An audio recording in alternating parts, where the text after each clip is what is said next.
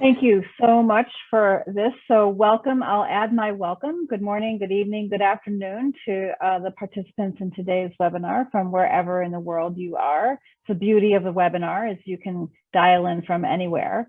Again, my name's Elizabeth Knup. I am the China Director for the Ford Foundation based in Beijing. And it's my great pleasure to moderate today's webinar series. So as was mentioned, this is the World is Our Lab webinar series. It's the second webinar in this series, and it's focusing on the new economy, which we will unpack that meaning and explore what it means for all of us, and particularly for philanthropy over the next 90 minutes. So as also mentioned, I just want to really thank the organizers. Wings, which I think we all know is a global network of philanthropy organizations and supporting organizations that support philanthropy around the world, and also the Leping Social Entrepreneur Foundation based in Beijing. So really grateful to both of those organizations for bringing us together. We're going to start with some welcoming remarks by the organizers, and I'm going to first start by asking Jeff Shun, the founder and CEO of Leping Foundation, to say a few words of welcome. Jeff, over to you. Hi. Hello, everyone. And 我想我是可以用中文讲啊，谢谢。I think I can use that to say in Chinese. Thank you, moderator. Thank you, everyone. I would like to address the reason why we want to hold this conference, why we want to hold the webinar. Recently, there are two words very popular in China. Sorry, my phone is lying down. I'm not sure whether you can hear that.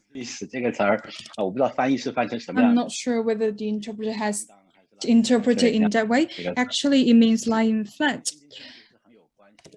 Actually, lying flat is very common. It has a close relationship with our community. And previous to that, when Leping was holding a director conference, we actually are discussing issues about this part. Why there are more and more young people talking about this word. People think that this is an age for they to feel against about everything. This is a community that can be thoughtful. But from another perspective, this is not really a negative word, negative feeling, but actually it has shown us that most people are lost. They don't actually enjoy the so-called new landscapes. So that's the reason why there are so many new economies emphasizing the data. While we are paying more attention to the relationships between everyone and really profound meaning under this part. What's more important is that we need to find the relations between new economy and every human being. What's the real relations in this part? I am so happy that I can be here today.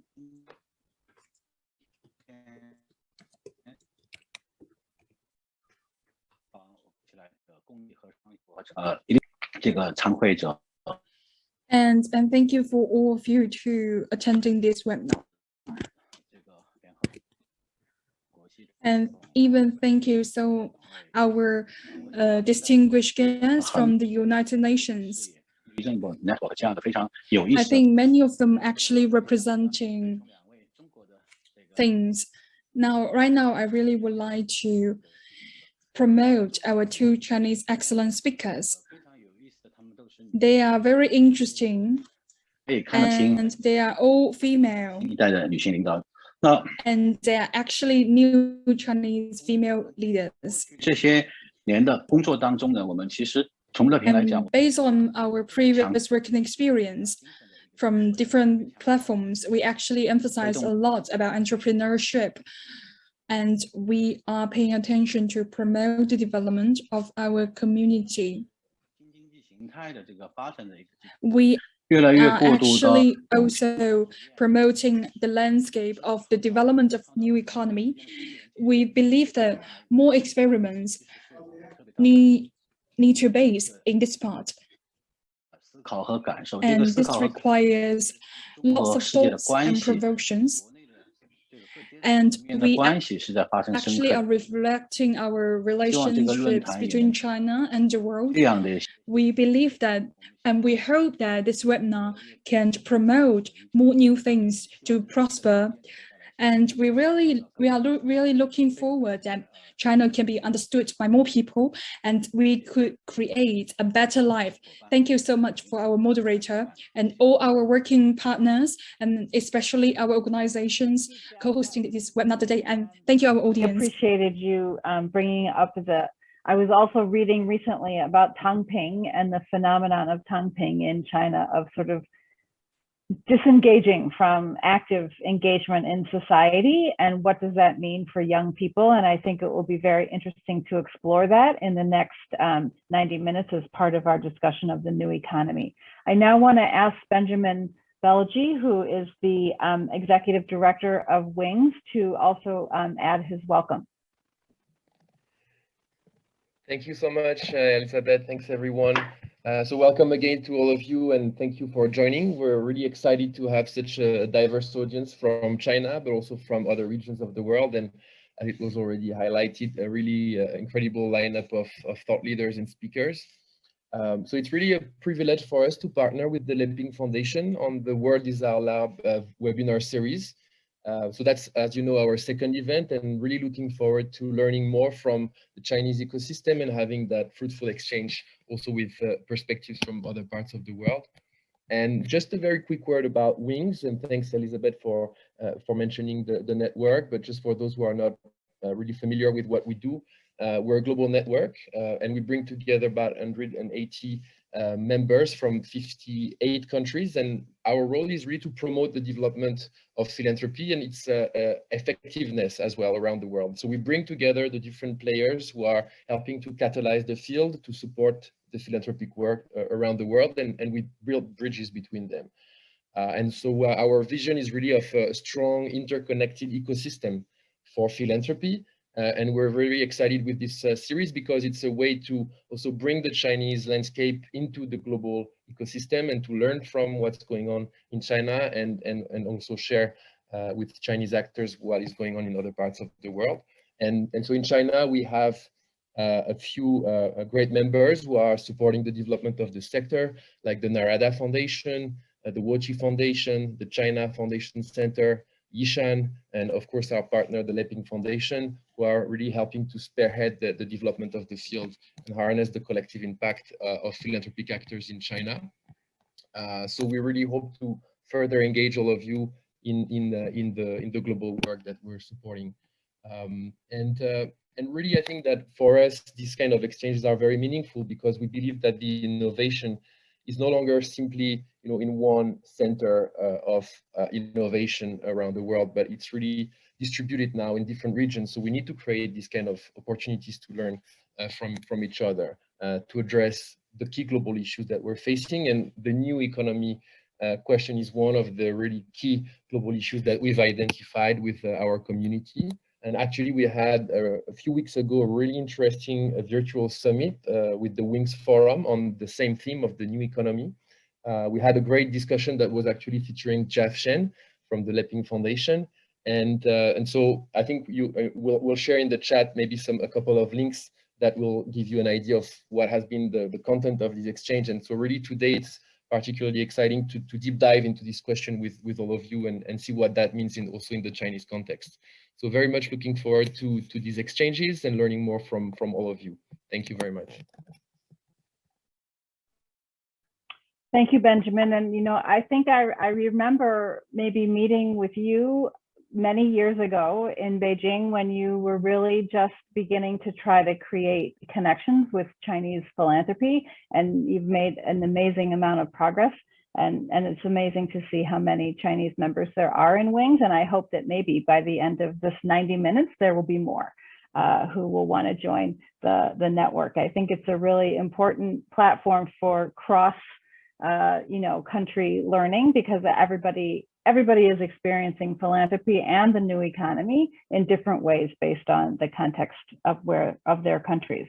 So before I move to the keynote address, I want to just give a little overview of what's going to happen. So we're first going to start with the keynote address. Will be about 15 to 20 minutes in that section of the agenda. Then we'll be followed by a panel discussion of about 40 or 50 minutes, and followed by Q&A from the audience. So you'll have some time to prepare your questions for both the keynote speaker and the panelists. We hope that our keynote speaker will join in the Q&A as well. I'll just say a few things myself. I participated earlier today in another session on impact investing and ESG and how to mobilize private capital for public good. And philanthropy is another aspect of mobilizing private capital for public good. And I think I'm curious to hear an exploration of the concept of new economy, but my understanding is that it is also thinking about how companies and how owners of capital can use that and mobilize their resources for public good, and to create sort of shared value between and among different aspects of any given society. And that just seems to me, certainly in China right now, is a very, very important and interesting topic. And I think globally is the same, because as Benjamin pointed out, we're facing very serious global challenges, and no one entity, not one government, not one company, not one philanthropy can solve any of the problems on their own. So we do have to find a way to work together. So from there, I just want to now introduce our keynote speaker. His name is Marc Pfitzer. He is the managing director at FSG, which is a world-leading mission-driven consulting firm that works with companies, foundations, and nonprofit organizations to help them figure out the best way to create positive social impact. And Marc heads up FSG's office out of Geneva, Switzerland, which I believe is where he is today. And his work focuses on issues of social impact strategy and evaluation, and collective impact for systems change. His work on shared value has been featured in the Harvard Business Review, and he's played a key role in developing and promoting the concept globally. I don't think there's any better person to help us understand a bit more deeply of this concept of the new economy. And so I'm really looking forward to his remarks, and I will pass over to Marc now. And Marc, if I've missed anything, you want to add something to your self-introduction, please do. And otherwise, we're all waiting to hear your remarks. So over to you. Thank you, Elizabeth. Can you hear me okay? Great. Well, hello, everybody. It's great to look east. I haven't been in Beijing for several years, and I so wish we could have a human interaction and not a Zoom one, but so be it. And hopefully in the future of the new economy, human interaction will still be a big part of our world. Maybe just a brief addition to my background. I've spent a couple decades at FSG, following a decade in business, and really supporting our purpose, which is to help funders and companies shape market systems to be more equitable, more inclusive, and more protective and regenerative of natural resources, which I think will sync very well with our topic of the new economy and the role of philanthropy to advance the new economy. So what is that term which we've seen emerge particularly in civil society and academia in recent years, which I think reflect practices that go back further than that, even if the terminology is newer. And essentially what it is a challenge to neoliberalism, to free market capitalism that defines societal success largely in financial or economic terms. And it's a challenge of an economic model with respect to our critical sustainable development goals and whether it is the best and optimal model to achieve those critical objectives. And the challenge is basically says, look, we've have an economic model where we've created enormous wealth. We have alleviated poverty for hundreds of millions of people, but at what cost?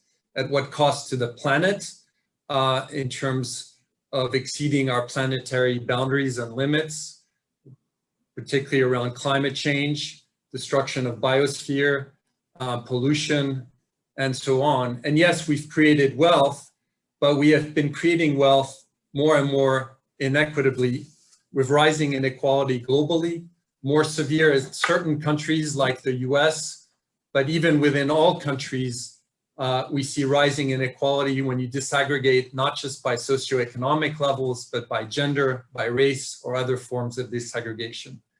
So the new economic thinking is about reflecting and thinking and carving out a new economic model that basically will end natural resource depletion, and that will advance wealth and well-being in much more equitable ways. Now, I think we have to be aware and conscious that in this movement, there is no one common belief or set of principles. I think, to grossly summarize, I think we have a regressive trend in that movement, which says essentially the way we should advance our economic systems is to slow them down, to all live simpler lives, to stop overconsumption, the search for material gain, and we should share the resources we have, the wealth we have, more equitably. And I say regressive not in a negative way, I just mean this sense of let's pull back a bit. And then there's the progressive end that says, no, we can still have growth, we can still have wealth creation, but we have to do it differently in ways that regenerate resources, in ways that benefit people equitably, regardless of who they are and where they come from. So I think we should be conscious of these forces, because as we talk about the new economy, I think we have globally kind of a tug of war between the regressive and the progressive. And you see that in the generational interpretation of what the future should be look like. You see it between regions, you see it between business and non-business interests. I think you've seen it in China, you know, with the lying flat movement. You see it in different forms around the world. And I think in this tug of war, while I'll spend most of my time on the progressive sort of side of the new economy, I think we all have to be conscious that the level of our success or failure in actually finding ways to keep growing in different ways will determine actually whether or not the regressive side will predominate or prevail also in the future. So what is that kind of progressive new economy look like?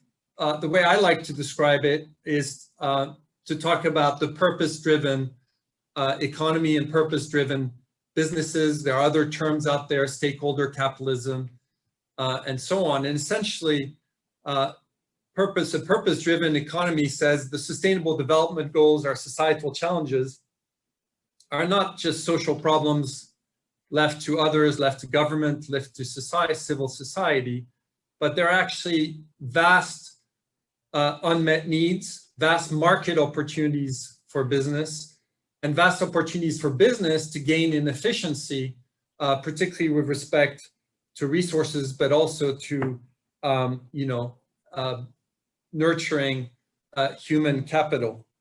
And a simple way to describe it, which I'm sure you've seen before, is to talk about the what versus the why economy. A what economy says, I'm an auto manufacturer, I make cars. A why economy says, no, I'm not making cars, I'm about driving clean mobility progress. I'm not a food company, and my job is not to deliver calories. My job as a food company is to deliver health and nutrition.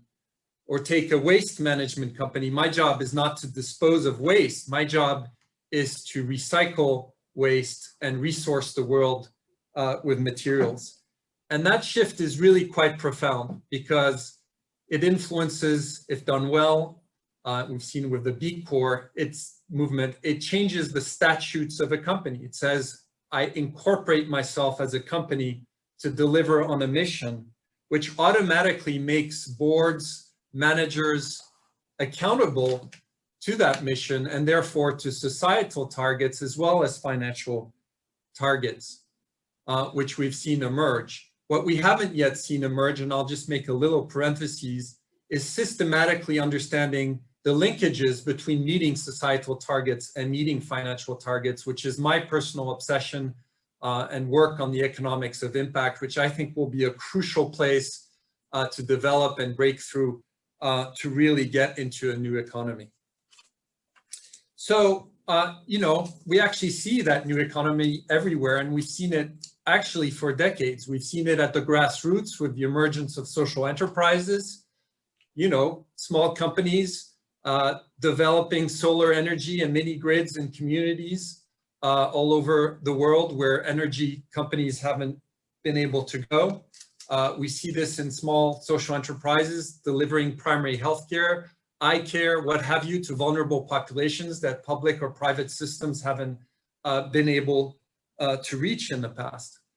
We see it in the mid-sized companies with the B Corps movement. 4,000 companies now in the B Corps movement benefit corporations, which essentially measure their success in both societal and financial terms. And we see it at the multinational level.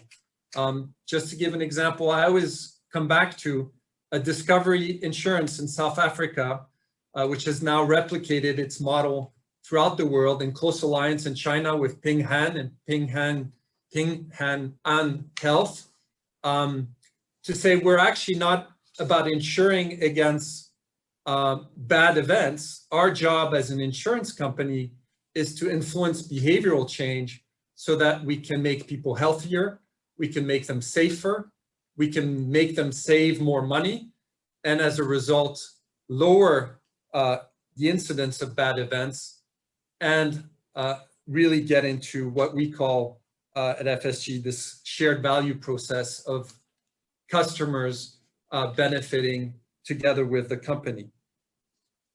So we see it everywhere, which might suggest, are we already in the new economy? Are we already done?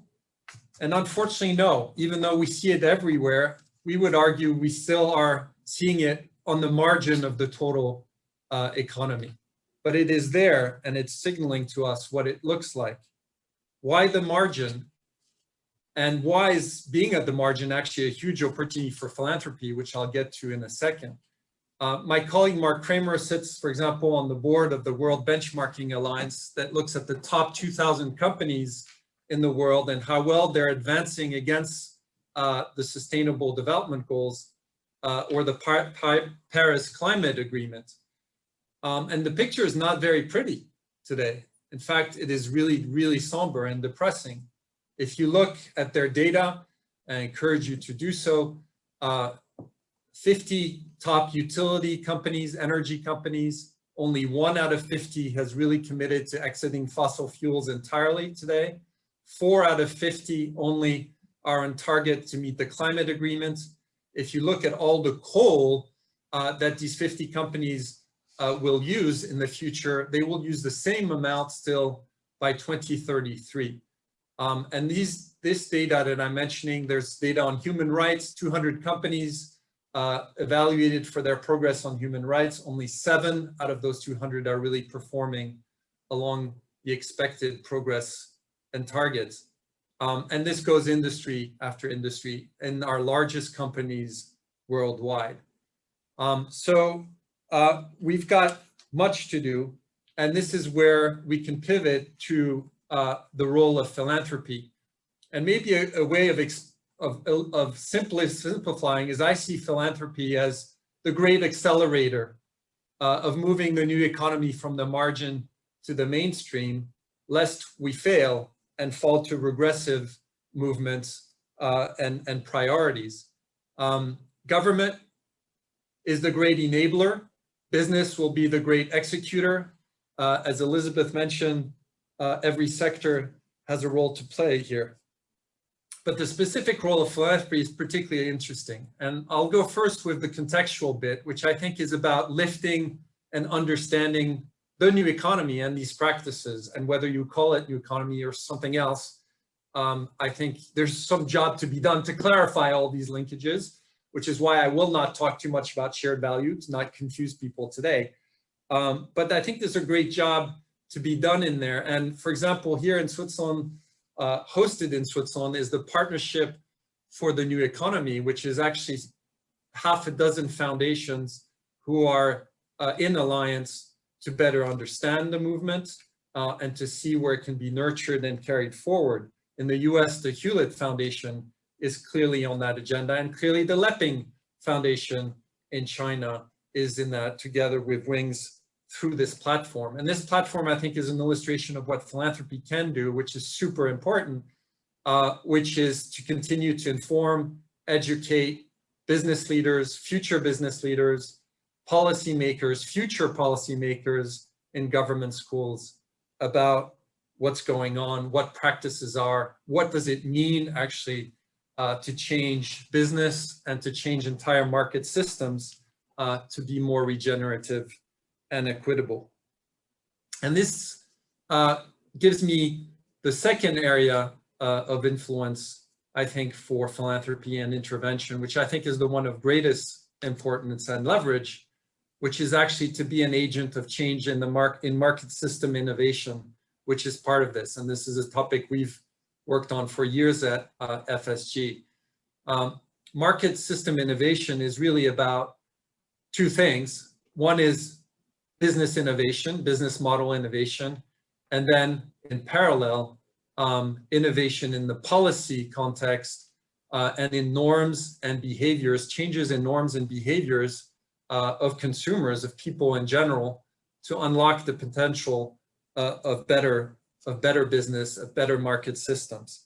And let's turn to innovation first. I think, again, here we've seen philanthropy intervene on innovation at all the levels I mentioned before, nurturing and supporting social enterprises through grants, through impact investing, done either through the program side, through program-related investments, or from the asset side of foundations through mission-related investments.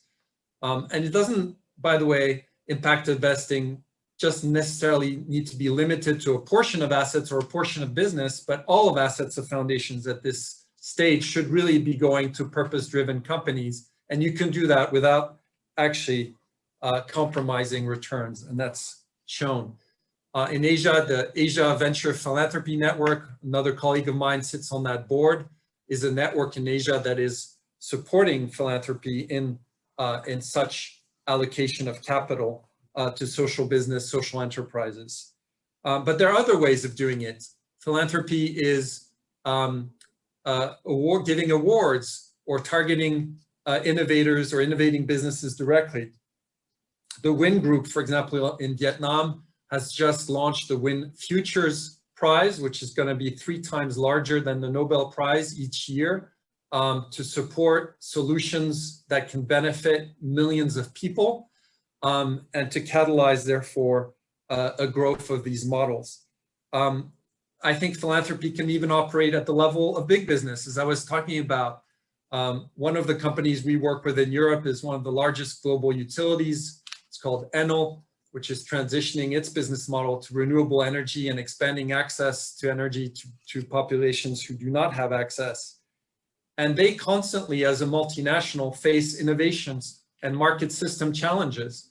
And instead of saying, we'll deal with them internally, they've created open innovation hubs throughout the world, from the US to Israel to Asia, to invite innovators, researchers, entrepreneurs to actually help co-create solutions to their own challenges. And I think these kinds of open innovation, open challenge platforms is a way to help those top 2,000 companies accelerate into a new economy. as I mentioned before, it's not just about innovation and innovation in business, it's about market system innovation. And essentially what we see again and again is you may have an innovation, but the policies, the governmental policies or the involuntary side, the voluntary side or standards, or norms and behaviors in population are actually a constraint to the transition to new models. A simple example just to illustrate, you can have an electric car, and we've seen that happen. Luckily, we're transitioning. But if you don't have a battery business that's functioning, or a supply chain to batteries with lithium mining that's a problem, or you don't have charging stations and that supply chain, if you don't have governments that impose tougher standards on fossil fuel vehicles, like we see now done yesterday in Europe with the European Green Deal, which is a really, really big deal. You don't have subsidies to enable people to transition from one technology to another. You don't have consumers that believe in that vehicle because, you know, it's electric and I'm not going to be able to do distance, or it's poor quality, or what have you. Then that innovation is not going to be able to scale. And all those elements of policy and of norms and behaviors are opportunities for philanthropy to unlock the new economy. And we've seen it done by foundations in waste management, in agricultural supply chains, in healthcare ecosystems, in the fashion industry. Benjamin mentioned the previous session you had on the new economy, where Leslie Johnston from Loudest Foundation presented. Loudest Foundation tries to transition the fashion industry to be using sustainable cotton and to stop using chemicals in a certain ways. These are innovation opportunities or constraints to the transition that the foundation targets to grow, for example, the supply of sustainable cotton, and find solutions to take the chemistry out of the fashion industry. So huge opportunities for foundations to be accelerators, and I look forward to this panel will tell you more about. But I think the job is to help stakeholders understand how and why market systems and business models are today delivering poor outcomes, be it poor human, inequitable outcomes in the workforce, in the customer, in the population that they serve, or in terms of environmental impact, to create urgency around that understanding. Sometimes that means actually putting pressure into the system by supporting grassroots organization that can be empowered to put pressure on the system. It means building a collective agenda with the players, the stakeholders in the system who can imagine and want to find new solutions. This is about supporting those platforms, those processes, and the convenings and the facilitator of those processes. And I believe it's to help manage and understand, as I mentioned, the economics of impact, the true cost, the true value of change is too ignored in business, too ignored in government with respect to business. And I think foundations can really help shed the light on what it will really take to transition for all actors to go into this open-eyed, knowing actually that it's not all about cost, and that in the process, there's both trade-offs and there's both value creation opportunities, which is the shared value side of things. So hopefully that gets us started, Elizabeth. And to the panel, I look forward to hearing from all of you. Thank you. Great, Marc. Thank you so much for sort of setting the table for us for our discussion in which is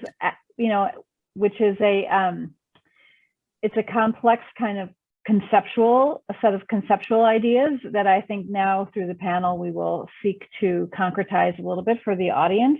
And really, I have found that there is just a growing interest among people from all walks of life in trying to figure out what is sort of broken and how can we fix it. And so I really appreciate your giving us that overview. So now we're going to turn to a very illustrious panel. I'm going to quickly introduce with 1 or 2 sentences each of the people, and then we will have them, each will make a 5, 6, 7 minute presentation, and then we'll have a facilitated conversation. And I also hope some questions will be coming into the Q&A box from the audience. So our panel includes the following people, and I will give a short introduction. I think they may give a little bit more of a self-introduction.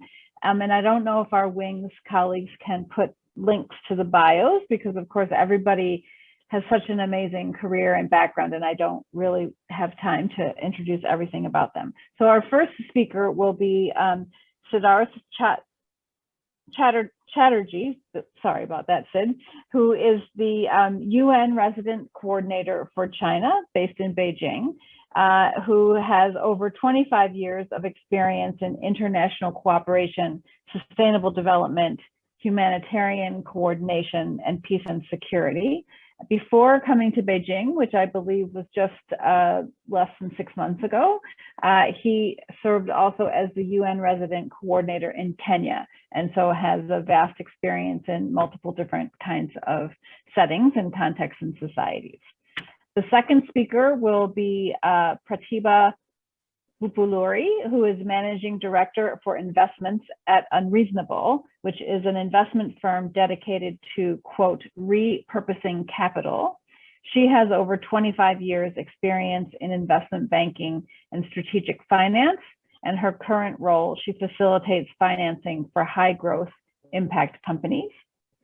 She will be followed by Professor Juliet, who is a professor of marketing and academic director for executive MBA and executive education at the Cheung Graduate School of Business. And among her many areas of expertise are branding, consumer behavior, and corporate social responsibility. So I am going to first start and ask Sid to start us off to talk about, maybe give us an overview of, from the UN point of view, that the Sustainable Development Goals, what they're trying, and we all know what they're trying to achieve, but what sort of opportunities and challenges do you see within that framework for trying to achieve the new economy as Marc has described it to us? So Sid, I'm going to turn it over to you. Thank you, Elizabeth. And I have to apologize. The Wi-Fi connectivity at the hotel where I'm currently in quarantine is pretty unreliable. So if you suddenly see me getting offline, please understand that it is technology which is challenging me at this moment. Fascinating introduction and keynote by Marc, and a very interesting insight from someone with not only a very illustrious background, but really, rearranging an ecosystem of new investments. And I'm very pleased to join this illustrious panel too.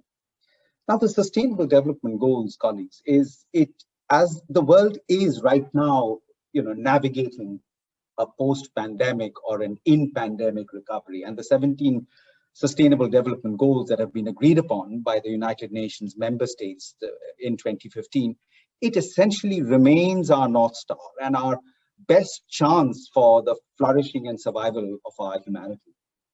Now, with less than 10 years in this decade of action, so to speak, international development cooperation and multilateralism has now become even more urgent and a prerequisite for achieving the SDGs in full by 2030.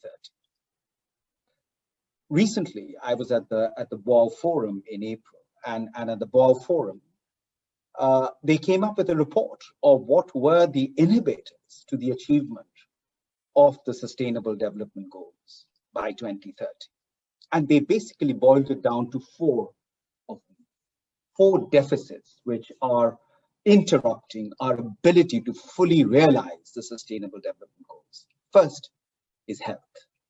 And it has become increasingly and abundantly clear on the centrality of universal health coverage. Perhaps the words of Herophilus, the famous Greek philosopher, when he talked about the primacy of health, and he said that, without health, we don't have wit or intellect or wealth or the ability to fight or just do anything.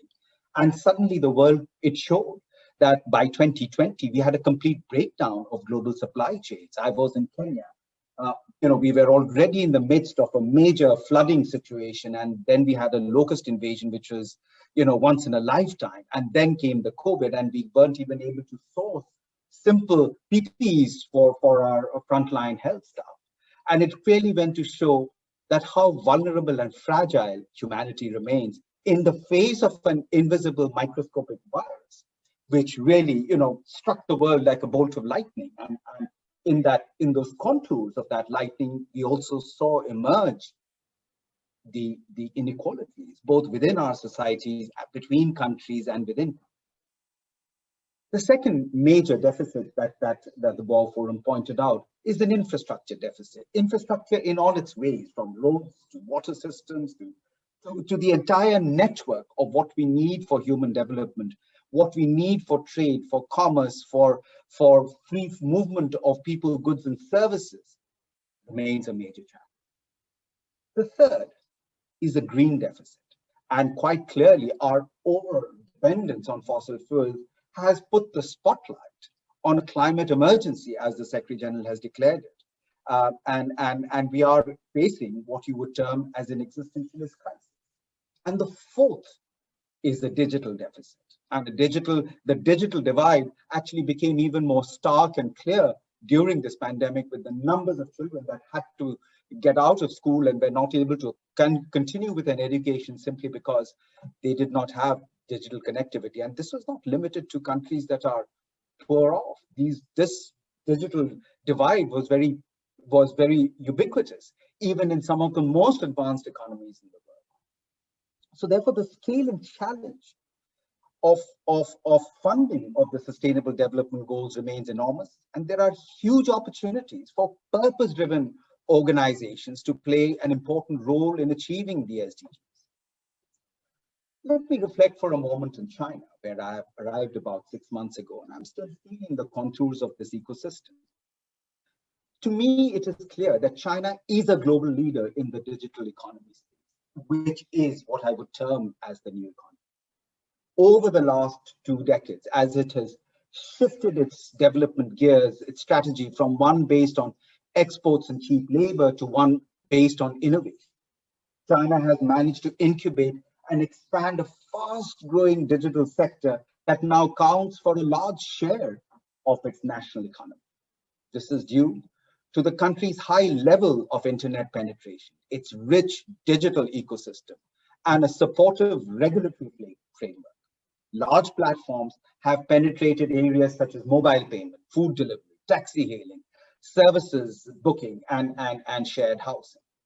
Now, through close partnership with the government, booming tech companies in China have become a key driver and an enabler for social and environmental development, creating a shared value for society.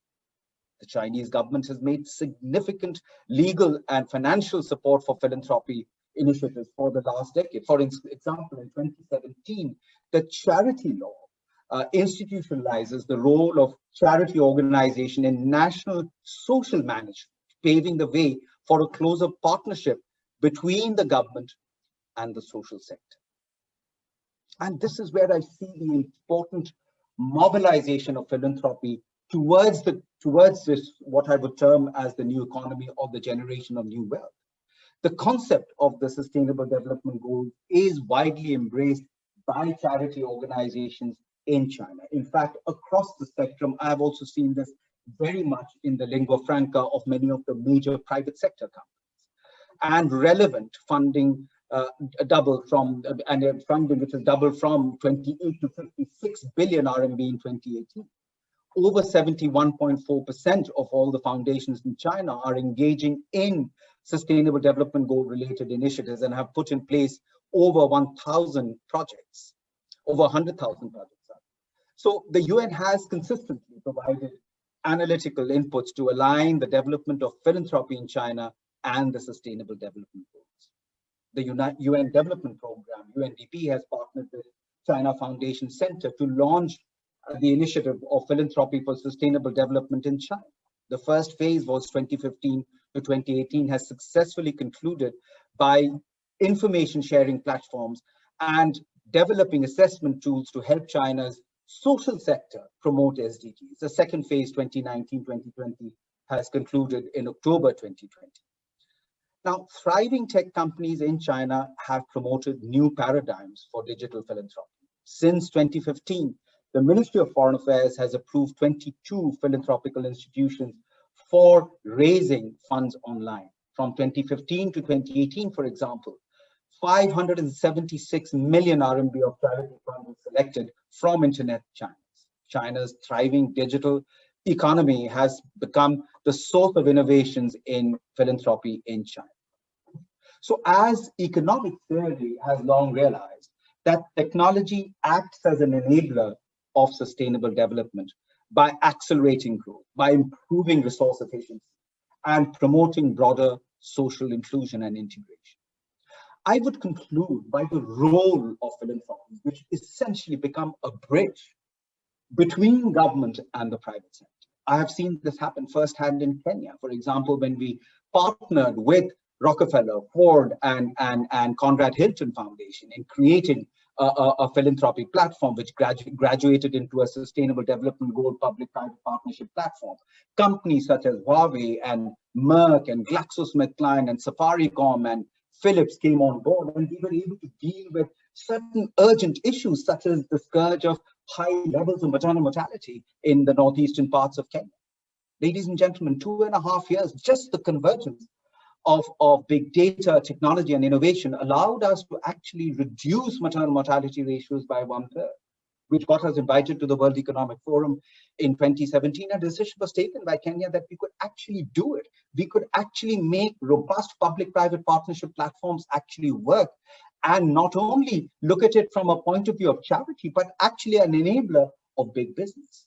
So in many ways, I see the centrality of philanthropy in this new landscape. And as the Deputy Secretary General of the United Nations often reminds us, in this decade of action, we have to flip the orthodoxy if we are to achieve the 2030 agenda.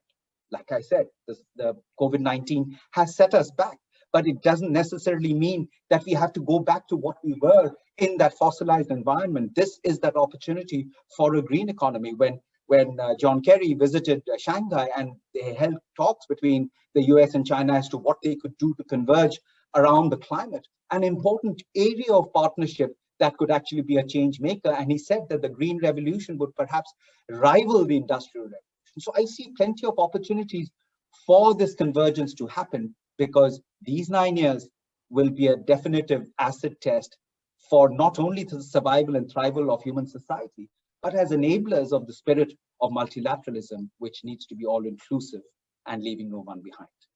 Thank you.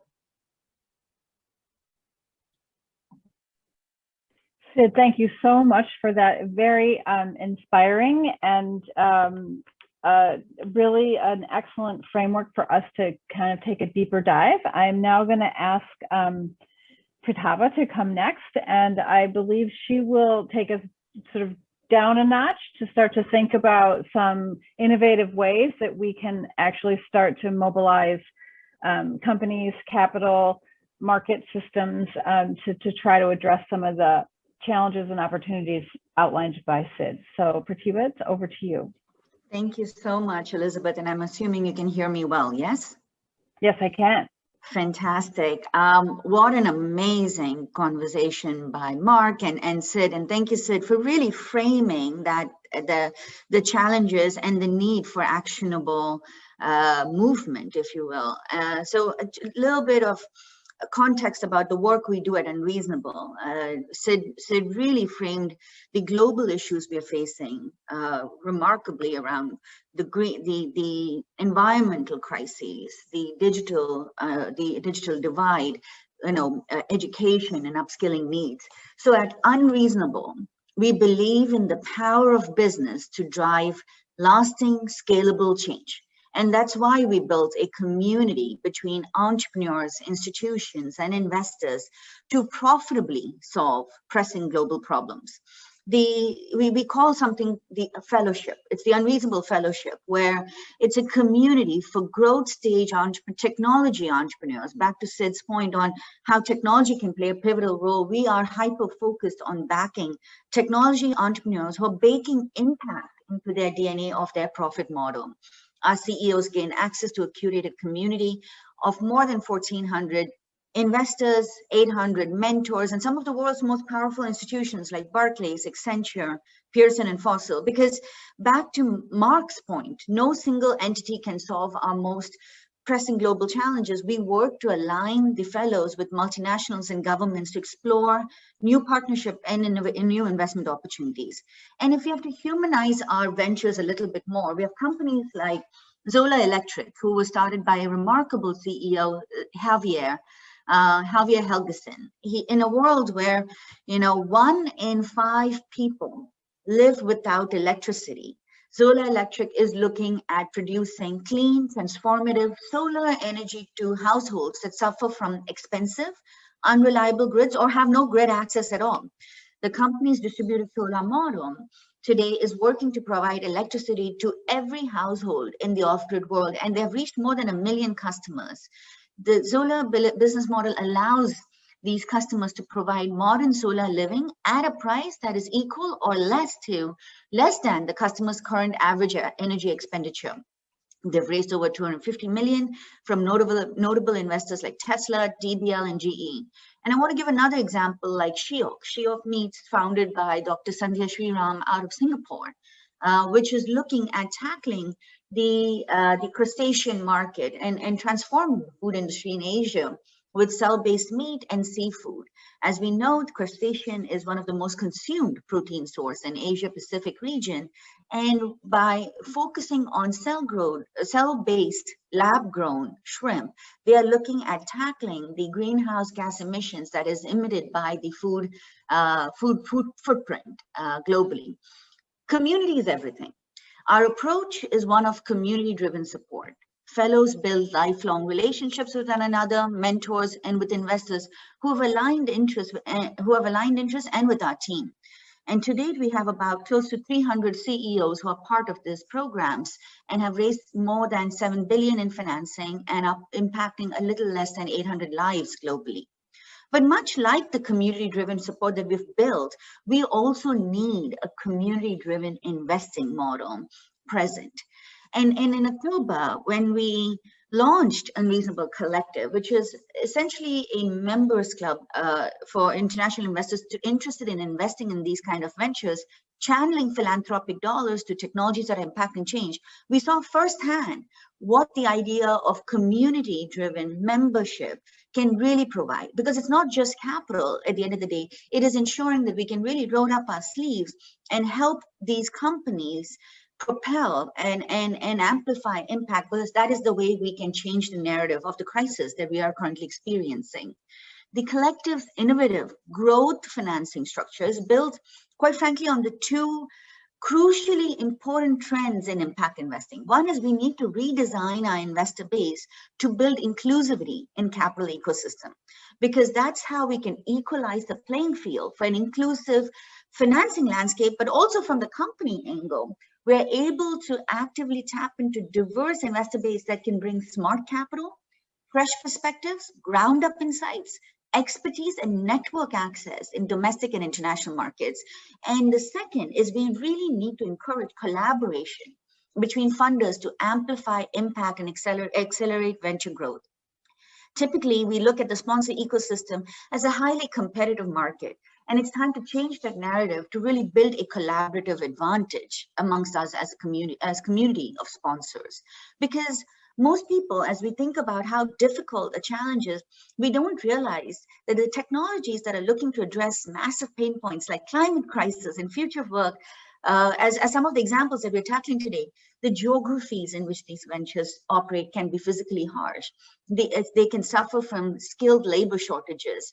Deep tech build-outs and business models can be new. So the execution of scale-up and the levels of CapEx that are required or R&D support that's required is important to be taken into account when we look at returns and when we look at the support they need. Nevertheless, the ventures we see in our fellowship are making advances, but it's important for capital partners like ourselves to remind of a context of how we're expecting the world entrepreneurs to tackle the world's toughest problems with technologies and toughest markets, all the while delivering commercial return in less than 10 years. It's an enormous task, and one that can only be achieved with a mix of capital and community support deployed in ways that are market building, not market distorting. So philanthropic organizations and philanthropists can play a very critical role in bridging that gap with community-driven investing, a blend of community and capital leading to a collaborative advantage. And we believe that forward-looking philanthropists see the opportunity for impact and provision of capital connections leading to early tractions. There, we feel the member base that we've seen within our collective have adjusted expectations, extended time frames, but in many cases created pivotal moments when they've offered expertise and other help. So our focus over here is that from family offices to foundations, we need to find new ways to collaborate and harness the power of catalytic capital. So if we liken this particular community-driven investing to that of a VC world, which is pretty competitive, who strive to differentiate themselves by highlighting the value add beyond their capital investment, it's typically around the advisory skill of partners or the former operating experiences as an entrepreneur. Nonetheless, this value add has up till recently been mainly provided by few folks in the team. So when we think about that, the magnitude of the problems that we're facing and the support with limited time schedules are quite frankly at odds with each other. So to cut a long story short, the strategy needs to be that the sponsor is firmly placed in the center of the entrepreneurial ecosystem by offering additional services to our entrepreneurs and entrepreneurial ecosystem and organizing collaboration between one another.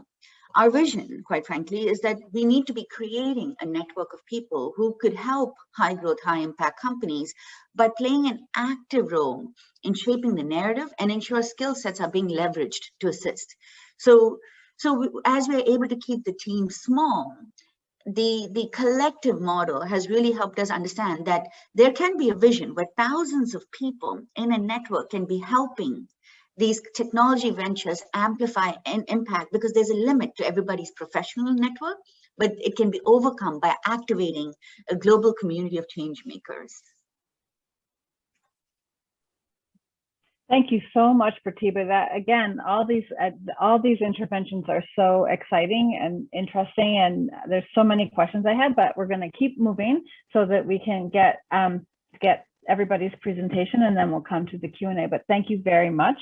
The next, I'd like to ask Professor Zhu to speak, and I think this is really an excellent segue, because I think Pratibha was talking on one level about human capital and the human capacity, and Professor Zhu is in a business school that is touching the lives of many, many students every day, and I would love her to talk a little bit more about how she looks at human capital in the new economy. So Professor Zhu, over to you.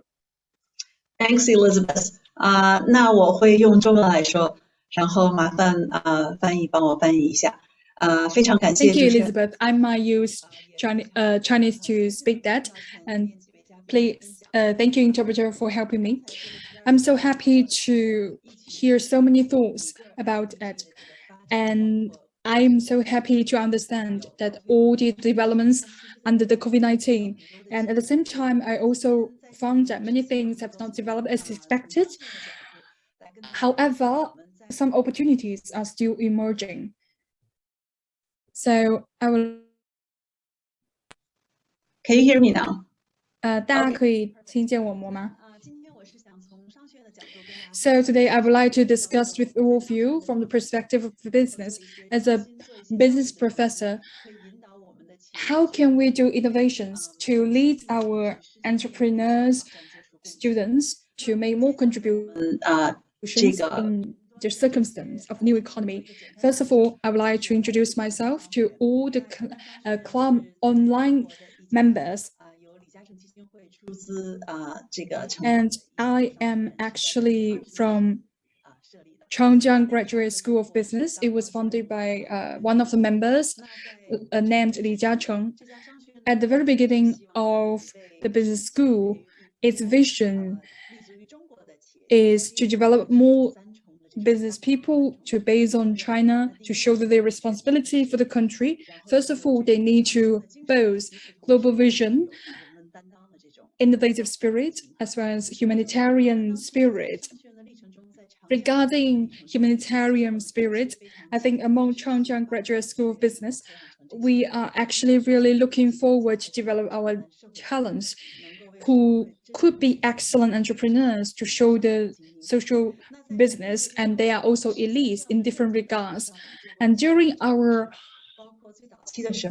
road to achieve all these our missions, we have done lots of trials. We would like all our members to graduate only on the condition that they finish those volunteering projects, and at the same time they also need to finish theoretical courses. So at the very beginning of 2021, and we actually promote business for good. This is a great vision that we promote. So given this opportunity, I would like to share with many of our audience that why this is an excellent innovative program that we have promoted, why it is so influential. Our vision behind this design is that we have faced lots of social crises, social challenges. Only the government itself could not solve the problems. And our business actually have played a critical part, an important role.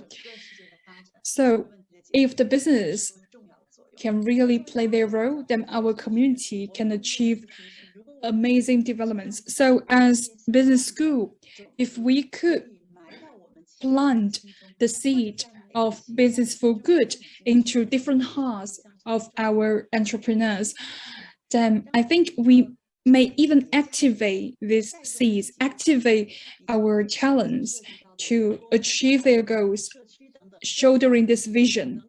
And these talents, they may even drive other people to do better things, to do good things. I think this impact of business for good can be quite influential. So we actually have promoted our practical courses of business for good. We require all our members to understand and to implement the vision of business for good in their business. It means that at the very beginning of their semester, they need to propose a program. And this program should be targeted at their own business, and they could make contributions for ESG. And during the midterm of the semester, they need to submit the midterm report, and at the final of the semester, they need to submit the final report. And in order to ensure that all our members to implement these projects, we actually have invited lots of excellent CEOs who are our alumni, and even some successful business people to come to our school to accompany our members, even though some of them are not our graduates. So I think many of you may imagine that this is actually a quite innovative program, and this is actually a large volume of workload, but it really makes me inspired. I think that it empowers people. It could make people collaborated. When you actually elaborated this issue clearly, it makes all our members to understand that, wow, this benefits different stakeholders, different benefits different people, even benefits the human being.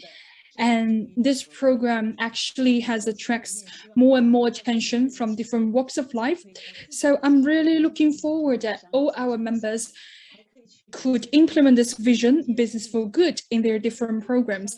I really hope that they could connect even the government, even their different networks, to further implement the concept of business for good.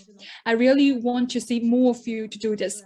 I may give you several examples to see what our alumni have done, any related projects. Like one of our graduates, this person actually is doing delivery. And actually, this person proposes that we should not use plastic boxes for the delivery. We should use reusable boxes. Many people believe that, wow, this is actually a very small behavior. It is not it's nothing big. However, it actually helps the environment to be better. It is a great culture. Another example I would like to share with all of you is that we have a program supervisor based in Xiamen. This person aims to use all its professional actors or actresses of its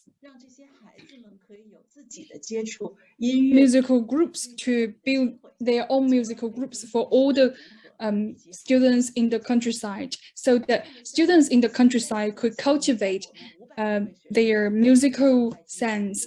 And this program has been implemented among over 500 students.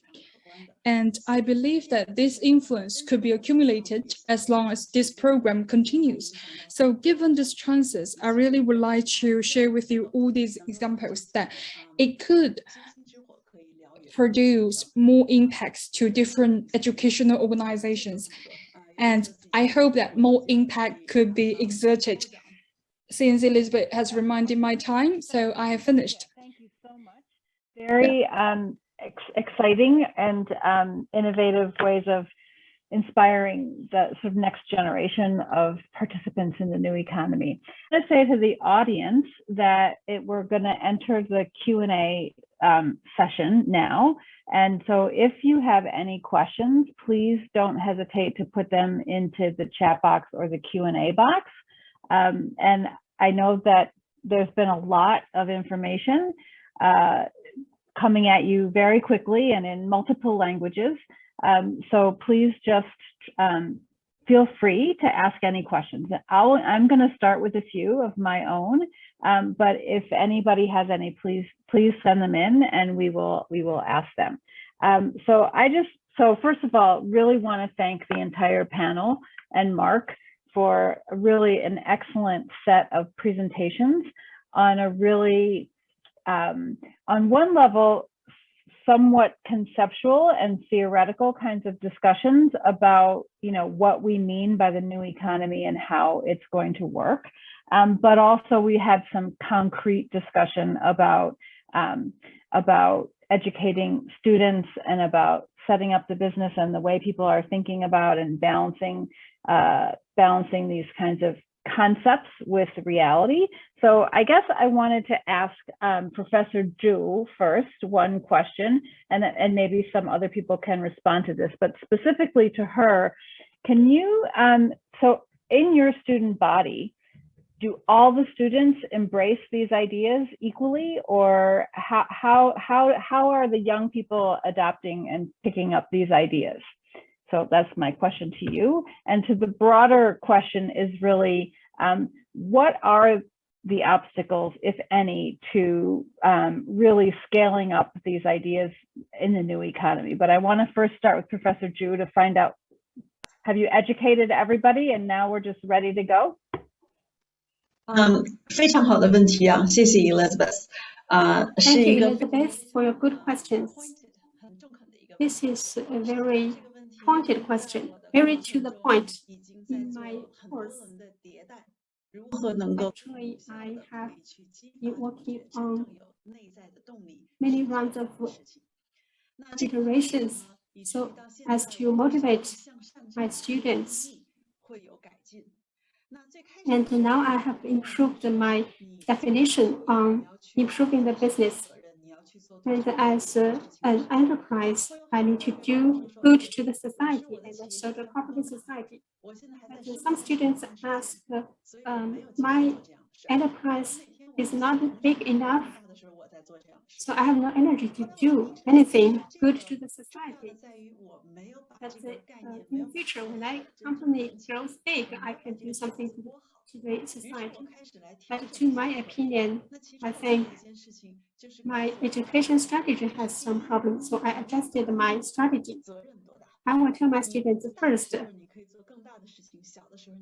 you can do things to the society and make a contribution according to your capability. And secondly, if we want enterprises to shoulder social responsibility or do something good to the society, they should not regard it as a cost. As Sid mentioned, actually it is a very important business opportunity or an unmet need. So you can transform your mentality. Earn profits and benefit multiple stakeholders when you do something good to the society. So if you transform your mentality, it will be very good. And another very effective way is that I can motivate students by example. And we will identify some highlight projects, just as the projects by Elizabeth. Demonstrate such good projects to more people, so they will be recognized, be valued, and be demonstrated. So we will motivate more people in this process. Of course, I am still in this process. I wanted to just sort of broaden it out a little bit from asking specifically about the students in business school to sort of thinking about, and this is for the whole, anybody on the panel who would like to answer this, and maybe more than one, is, you know, are there obstacles? So I think we still are, as Marc said, this kind of thinking is still at the margins and not in the mainstream. And he gave us some good examples or ways that philanthropy can play a role to sort of help bring these into the mainstream. But what are some of the real obstacles that are sort of standing in the way of more companies behaving in this way? I don't know if maybe Pratibha or Marc or anybody would like to answer that. Marc, go ahead, and I'm happy to answer after you. After you. Great.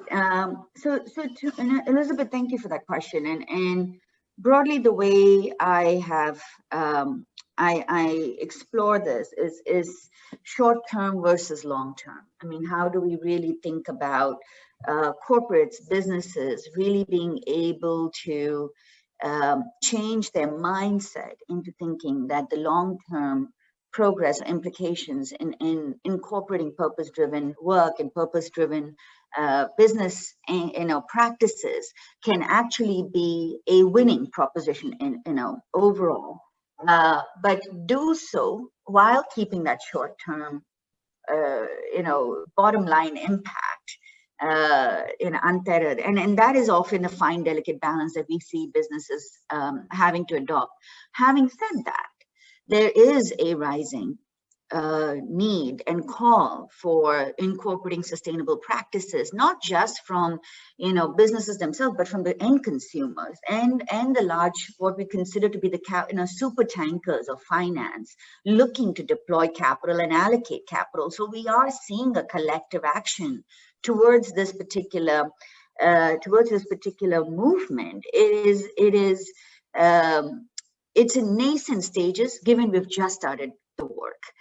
So I would not say necessarily it's obstacles. It's just we've started the work. Now it's time to move, to embark on it fully.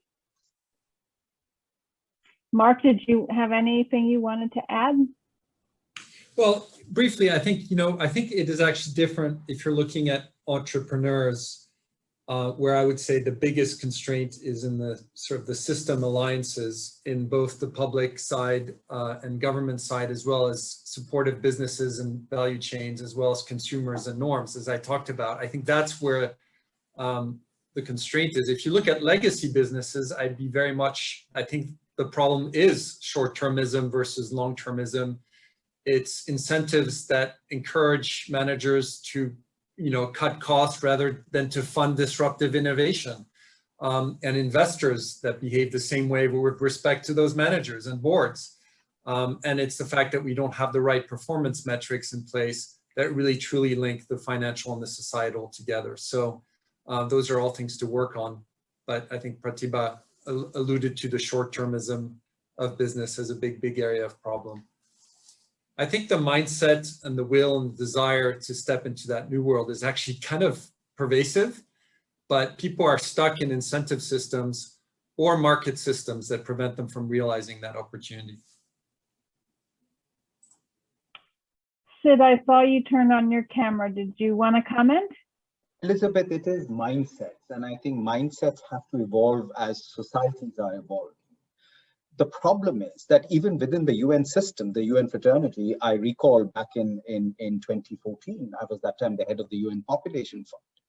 And when I was trying to put this coalition of public-private partnerships to go and address this issue of high levels of maternal mortality, you know, it was like, how can you be partnering up with pharmaceutical companies? It's completely out of bounds, etc.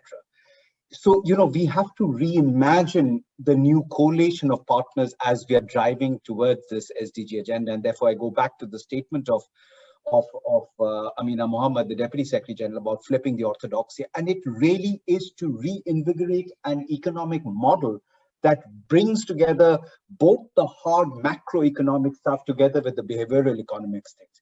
And, you know, it is reinventing that ecosystem. We cannot just see everything from the lens of corporate social responsibility and companies need to come in and throw money at a particular problem and go away. No, it is about seeing economic incentives, and incentives matter. At the end of the day, we are human beings. We are incentivized, whether it's a child doing well at school or we give up smoking, they are related to incentives. What kind of incentives can be put in place where you could actually arrange a new ecosystem? And I see the role of philanthropies as crucial to this enterprise. Back to you. Excellent. Thank you for that. I have one other question. You know, I work for the Ford Foundation, which is what one might call a traditional or a legacy philanthropy. And I wonder if the panel, any of you, would reflect on the sort of question of whether there are, I personally think there are some social problems or things that we want to change in our societies that might not be able to be done through a business model approach. And so we have been talking quite a lot about how to use business models to address social challenges. And I just wonder how you think about the role of so-called traditional philanthropy, or whether all problems can be solved with business model approaches, or maybe not all. I wondered if anybody wants to volunteer to reflect on that.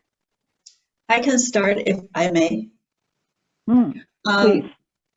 因为正好在中国我们有一个特别好的一个案例啊。So because in China we have a very famous example that we have been following for a long time, because that's when after Eunice has won the Nobel Prize, Xiao loans have been quite popular in China at that time. However, back then, many companies, many enterprises, they try to do this, but they fail. It costs a lot. So at the very beginning, when Xiao loan was done successfully, it is only finished after a project. This is a project under related associate. It is done by NGO. Its aspiration it is very pure.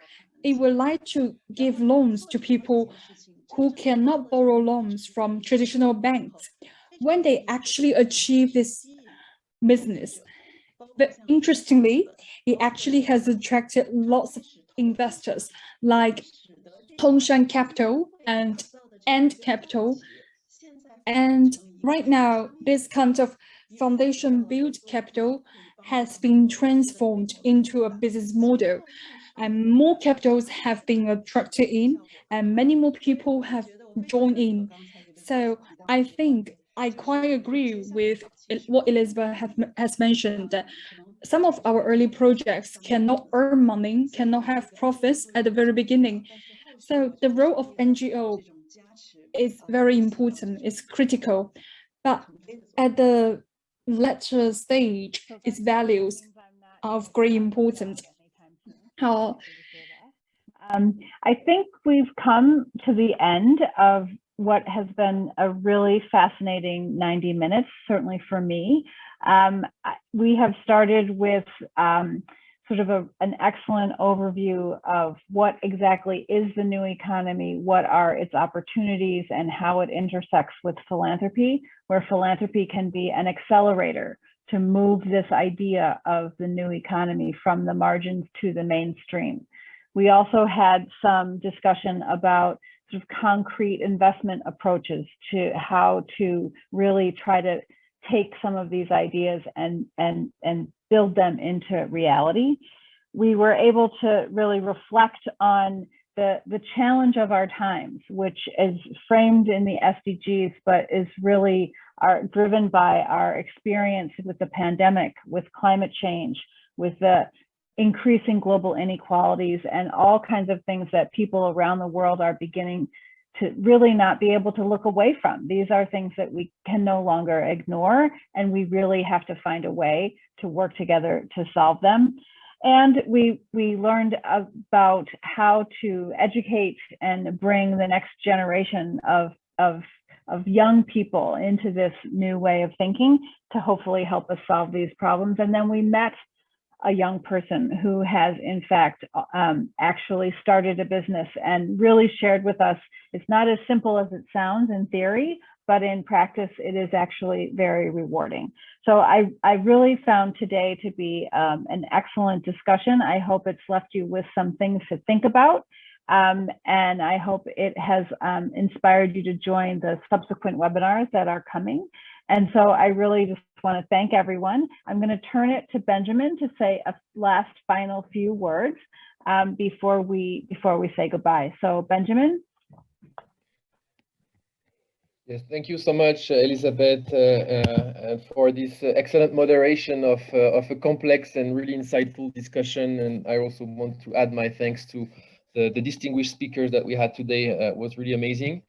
Just wanted to mention that we're going to share with you the recording of the session. We will also invite you to the next event that we're organizing, which will be focused on the new technology this time. So there will be, of course, a lot of continuity with the discussion we had today. And I also wanted to share with you, and we're going to share that in the chat right now, one opportunity that we see for philanthropy to influence the mainstream economy to take climate into account, and that's the International Funders' Commitment on Climate Change. And so we're going to share that, and please be in touch with us because we really feel like philanthropy has a role to play there. And that commitment is a great opportunity to get started for those who are not necessarily focused on climate issues as part of their mission. So I'll stop here. I think it was a very rich exchange. Very thankful once again to all of our distinguished speakers, the Leping Foundation, Elizabeth, and the Ford Foundation for the moderation. And we very much look forward to continuing these exchanges with all of you. Thank you so much. Okay, thank you everyone, and enjoy the rest of your day wherever you are. And thanks to the panelists. I really enjoyed it. Thanks very much.